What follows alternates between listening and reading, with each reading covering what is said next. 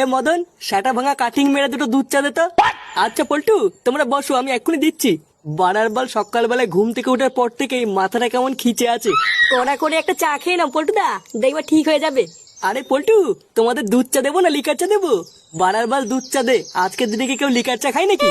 আরে কি বলো কি, শরীরের জন্য দুধ চা থেকে লিকার চা ভালো। দুধ চা খেলে শরীর আরো খারাপ হয়। হ্যাঁ, সে এবার তোমাদের মতন বুড়ো চোদারা খেলে শরীর খারাপই হবে। পল্টু, বলছি তোমাদের চা কি কাপে দেবো না ভাড়া দেবো? লেওরা, তুই সেই থেকে হাতে চা নিয়ে ভাবছিস কিসে দিবি?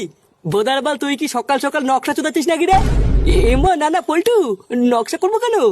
আমি তো সঠিক জানি না তোমরা কিসের চা খাও, তাই জিজ্ঞাসা করলাম।